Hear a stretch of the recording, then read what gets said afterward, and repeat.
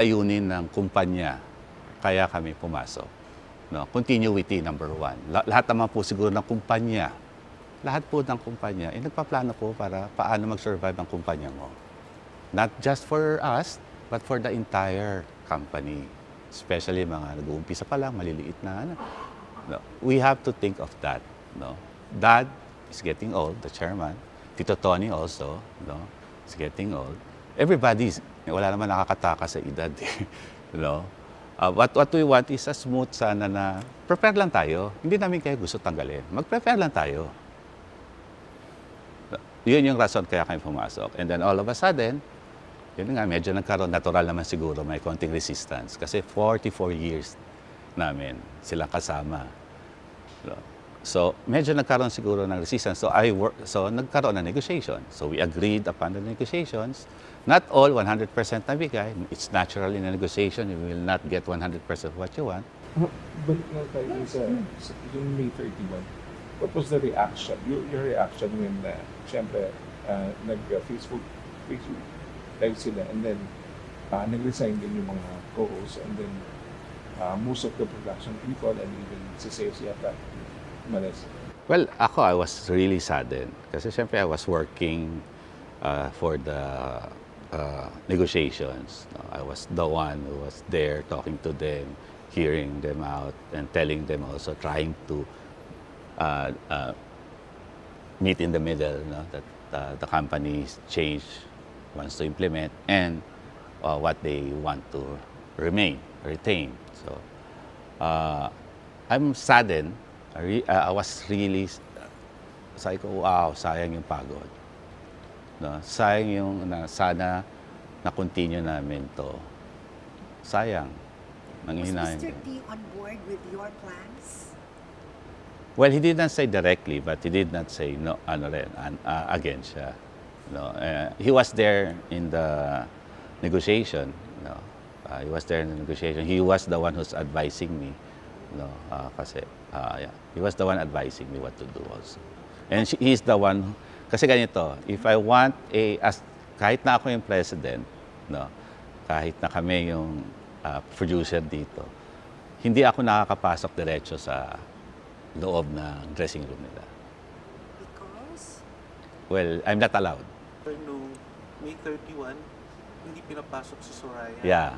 Pero mataas ang position niya. Yes. Yeah. So paano yung Kaya ako nga, presidente, pag may negotiation meeting kami, I have to ask Tito Tony or Soraya to ask Tito Vic and Joey kung pwede ko silang kausapin. We set it up mostly Saturdays. No, lahat ng mga meetings namin, not all, but mostly Saturdays. And I'll wait to another room and then wait for them to say, pwede na, then I'll enter. Because I want to show respect sa kanila. So, you felt outsider talaga? Yes. Ako naman, ang reaction ko is I knew it was bound to happen. Because of the treatments that they were already giving us, it really didn't look like they wanted to work with the new management. They made it clear vocally, body language, alam na namin na talagang there's no way. A good example is when I did an interview with no malicious intent. I mean, I praised them like who they are. Siyempre, we praised everyone. Walang malicious intent yun. The only reason why I did the interview, which was authorized by the board and the chairman, was because there was a lot of uncertainty. A lot of people were already questioning, and we were scared because the advertisers were the ones who were questioning. Now, that's number one. Number two, the network. The network itself, we wanted to ensure that we're in good relations. No matter kung ano man yung nasabi ko, I had to make sure. I think it's our duty as a board, as a company, to show publicly na we're all getting along, that everything is fine, na, so we can continue the business. Sadly, the reaction was different. Medyo nagulat po ako sa reaction. I really didn't know where that came from. You didn't expect it. I didn't expect it. Akala ko nga ang reaction would be, "Oy, okay naman pala lahat eh. Oh, let's continue. Oh, okay na. We're good." Oh. And it was the opposite. And he came out on TV and in the interview and said na it was contrary. Lahat ng sinabi ko, as in all. up to now, hindi pa rin namin maintindihan. And I'd like sana to ask him. Sana po, you can also ask him. No, Tito Sen, ano po talaga yung punot dulo nito? What was it that you wanted us to do? Because we didn't get it eh. Gusto niyo ba mawala kami? Did you just want tuloy-tuloy pa rin? Because after all the interviews, hindi pa rin clear why you guys left. Why iiwanan nyo yung something that you've had for 44 years? For what? Nainsulto ba kayo sa amin? Wala naman kaming nasabi siguro. Meron silang isang nasabi na, siguro, this is what I got. Pag sinabi nyo, hindi namin kayo tatanggalin. Ang dating, parang may power silang sa tanggalin. Let me, wait. Ako naman. I never said that. If you go back to the interview, it was asked to me. So ano naman sasagutin ko? What kind of response? How do I answer that type of question? 'Di ba? Obviously, it's either yes or no. So syempre ako, kasi ang sinabi ni Tito Boy during that time was, i-retain niyo ba ang sila TVJ or something? The only answer to that is yes po. Yes po. So obviously, it's not like I blurted it out and said na i-retain namin siya. Sino naman ako to say that? No, so I understand in a way where he's coming from, out of respect. Pero I don't think he took it out of context. I think he read it wrong. When someone asks me that question, obviously I'm gonna have to answer, and he somehow twisted it in to make it look like na ganun kami kayabang, re-retain namin. Of course not. That's why we were even negotiating eh. So I want to go back and forth and even ask him, ano po ba talaga yung punot dulo, and what was it that you wanted us to do to maybe have possibly could have continue. changed their mind in leaving. Kasi like I said even a while ago, ang akin, it seemed like it was doomed from the very start. I'm just looking at it from the outside. Yeah. And maybe it's because you represent change. Yes. That's it. Actually, the whole negotiation boils down to this. Change. Security for them to last until 50th year. Sa kanila galing ito na, John, umabot tayo ng 50th anniversary. Kami mismo, on air, magre-retire sa Bulaga.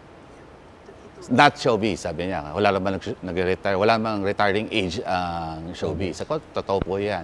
Salamat po. Okay, pareho po tayo. Yun ang goal ko po ngayon as the new president, na at least to reach 50. At least, kasi hindi natin alam ang future natin. In showbiz naman, wala naman tayong kasiguraduhan eh. So you actually spelled it out that you were also interested For the in 50th keeping anniversary. the show going Yeah. with them With them. up to the 50th Yes. year. But, I asked them, boss, pero mag-prepare naman po tayo. Maglagay naman tayo ng mga pagbabago. Ito na yung mga portion na sinasabi namin. Pati isang portion, sinabi nga niya sa ere. Yung kasambahay portion. Diba?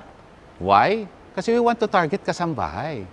Who, sa oras natin, ng 12 to 2 and a half, 2:30, sino ba yung nasa bahay at nanonood? And gusto ng board ni chairman na bigyan sila ng pagkakataon na hindi ka habang buhay pwede kakataon. Kung may talent ka, ilabas mo, baka sakaling umangat ka, baka sakaling... Just a very honest question. This has nothing to do with any political plans that you may have or anyone in your family may have. Look, Ako, regardless, I think, if you talk about the kasambahay, it's a marginalized sector. In fact, we should be hyping it up even more. These are the sectors na what we call the minority na hindi talaga nabibigyan ng pansin. representation. Whether or not we plan to push for a party list, is it so wrong to put up a segment solely concentrated on the kasambahay? We're also talking about OFWs. So these segments that we're talking about, following what the president just mentioned, it stopped at 50. You know, you were talking about 50-50. Ang amin naman, paano naman after 50? And 50 is what? A couple years from 6 now. years from now. Why does the show have to stop at 50? Because sinabi niya na, aabot kami ng 50, we'll retire at 50. But the company, paano naman kami? Paano naman yung mga nagtatrabaho? Paano naman yung anak ng mga workers natin dito, But employees? in fairness to them, hindi naman nila sinasabi the gusto nilang mag-end ang EP sa 50th year. Magre-retire lang sila. Magre-retire sila. That's why sa negotiation I asked them, tulungan niyo rin po kami maka-prepare din Oo. by introducing new artists, New segments. new portions, no? Kasi sabi ko, kawawa naman po yung mga empleyado natin na 5 years pa lang dito, 10 years pa lang. Yung sabihin natin, after 6 years, Tapos wala na. lang TVJ, tapos na tayo. Ito, isa pa pala, kaya ako kinabahan na. Si Fuchi, 2 days or a day before the event, filed her early retirement. Na nung nag-uusap kami, ayaw pa niya mag-retire. So ikaw as president, what's happening? Kausap ko kayo eh. May mga portions pa tayo pinag-usapan eh. May negotiation tayo. Within us, may binigay sila, sige dyan, pahig kami dyan sa konting adjustment, sa ganito, sa mga allowance, tanggalin muna natin yan. Salary, walang tanggal. Okay, sige. Pero, August, balik mo na. Sabi ko, sige, 3 months, okay na yun. Siguro naman, makakuha na tayo ng tamang savings. Sabi ko, babalik ko, huwag ka mag-alala. No? Meron na kaming ganun na relationship. No? We're not friends. Hindi ko sasabihin friends kami kasi dali, baka mabash na naman ako. But as president, I talk to every employee naman eh. Not all the employee. Ha? I give them a chance to, they can talk to me because every day nandito ko, either sa office o nandito ko. Actually, from what we see, you seem to know how to talk to people. Okay. I mean, mukhang you're very amiable. So, did you succeed? Well, again, kasi if you ask me if you succeed, kailangan may grade, di ba? 1, 2, 3, may test. Ito na lang, out of 100%, 21% lang ang umalis. Now, I ask you, do you think I succeed or not? Sila pwede magsabi niyan. Although the naysayers can say, kasi natatakot silang mawalan ng trabaho. Yun ang parang common tao response. Could be. Could be. Yung motivation ng 21%. Yun, anong role ni Mr. T? Kasi yung changes na gusto niya mangyari, namagitan ba sa effort between you and the TNJs? Yes. So ano Honestly. nangyari? Well, pareho kami in limbo. Yung una lumabas si Tito Sen, ang dami sinabi. Sabi Tito Ton, syempre kami, Tito Ton, lumabas Tito Sen, usap tayo. So usap kami. Sabi, hindi ko na nga alam eh. Sa Tito, wala nang ibang gagawa nito kundi tayong dalawa.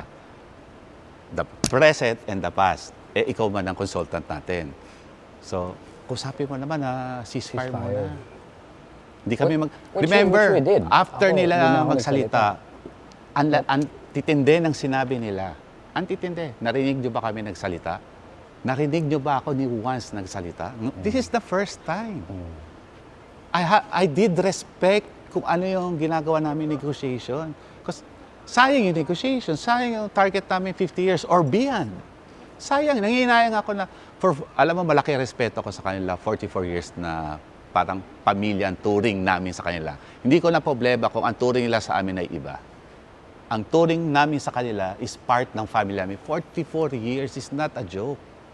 Alam namin habang bata ko, ay, Tito Vic and Joey, sa production namin yan, tito namin yan, bossing namin yan, idol namin yan. No? Yun ang tingin namin sa kanila. I don't know kung anong tingin nila sa amin. I think only them can tell you kung anong tingin nila sa amin. Pamilya ba? Kasama ba? Kasi syempre kami yung sa amin kinukuha yung panggastos. Sila yung ng show, nagpapaandar ng show. Di ba? Yun ang pamilya. Kasama yun, di ba? Dapat magkasama tayo.